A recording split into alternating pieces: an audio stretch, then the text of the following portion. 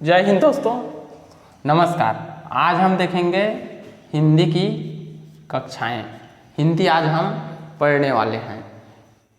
प्रथम जो आज हम पढ़ने वाले हैं वो हमारा हिंदी में भाषा बोध पढ़ेंगे। भाषा बोध। भाषा बोध में हम आज भाषा क्या है और भाषा की परिभाषा, उसके बाद उसका गुण और अगला जो है उसका प्रकार, ये चार चीज़ों पे आज हम चर्चा करने वाले हैं। भाषा क्या है, भाषा का परिभाषा, भाषा का गुण और भाषा का प्रकार। भाषा से प्रश्न जो है व्यापम में, पीएससी में हर समय पूछा जाता है, इसलिए इस आज भाषा बोध के चैप्टर है उसको हम आज पढ़ने वाले हैं। भाषा बोध कि भाई हमारे जो हम अभी पढ़ेंगे उसमें भाषा क्या है और भाषा का परिभाषा और उसके बाद गुण और उसका प्रकार। सबसे पहले जो हम देखेंगे आज वो है आपका भाषा क्या है। भाषा क्या है? भाषा जो है संस्कृत के भाष धातु से बना है जिसका अर्थ होता है बोलना। भाषा जो है, भाषा संस्कृत के भाष धातु से बना है जिसका अर्थ बोलना होता है। बोलना होता है। भाषा संस्कृत के भाष धातु से बना है जिसका अर्थ बोलना होता है। मतलब भाषा जो है वह भाष धातु से बना है जिसका अर्थ बोलना होता है। उसके बाद हम देखेंगे परिभाषा। परिभाषा। परिभाषा जो है वह महर्षि जो रहता है पतंजलि जी, पतंजलि के किताब रहता है महाभाष्य। पतंजलि का किताब रहता है महाभाष्य। महाभाष्य में इस भाषा बोध का जो परिभाषा है उसको बताया गया है। जैसे भाषाम व्यक्तायाम वाची भावम मनेन उपजयन्ते। ये जो संस्कृत के वाक्य है इससे भाषा के परिभाषा को बताया गया है महाभाष्य किताब में, जो कि महर्षि पतंजलि का बुक है महाभाष्य। इसका अर्थ क्या होता है भाई?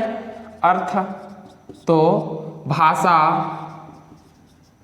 अभिव्यक्ति का वह माध्यम है जिसके द्वारा वह अपने मन के भाव को प्रकट करते हैं। भाषा अभिव्यक्ति का वह माध्यम है जिसके द्वारा वह अपने मन के भाव को प्रकट करते हैं। भाषा अभिव्यक्ति का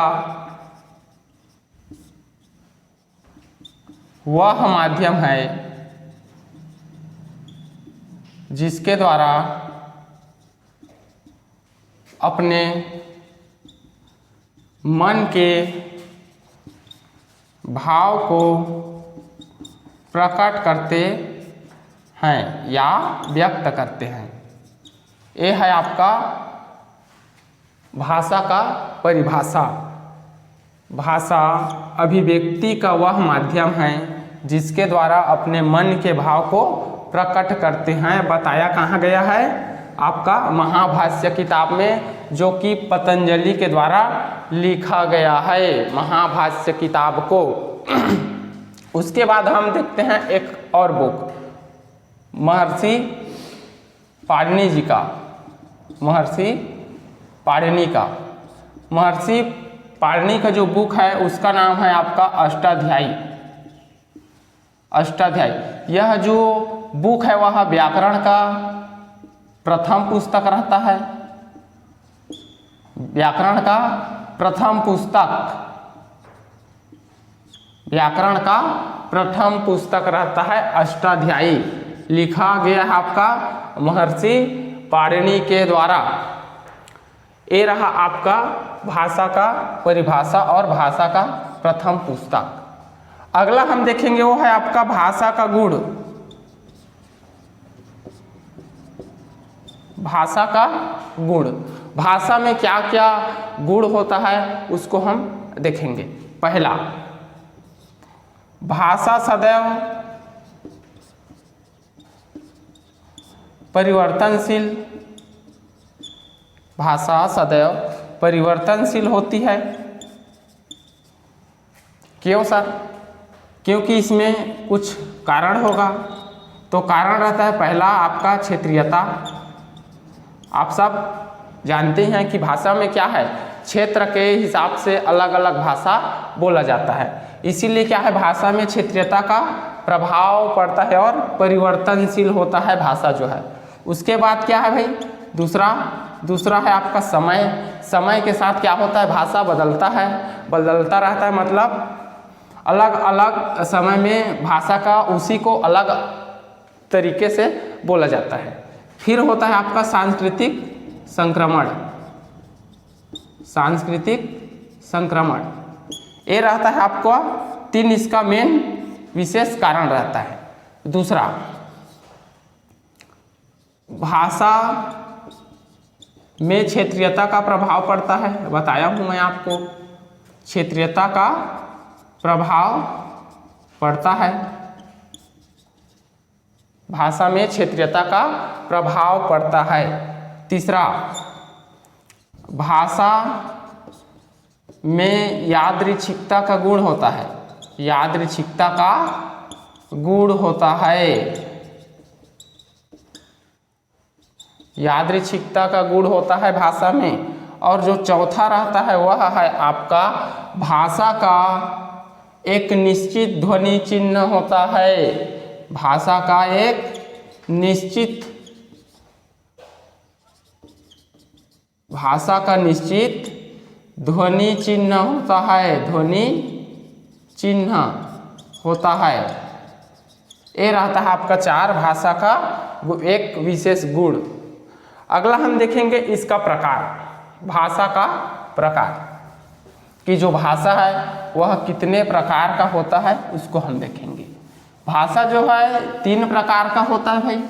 पहला होता है आपका मौखिक, दूसरा होता है लिखित और तीसरा होता है सांकेतिक। भाषा का प्रकार,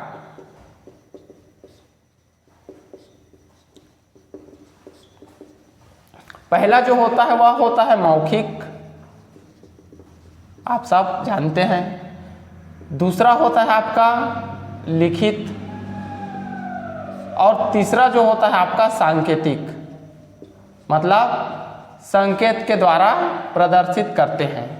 सांकेतिक भाषा को संकेत के द्वारा प्रदर्शित किया जाता है।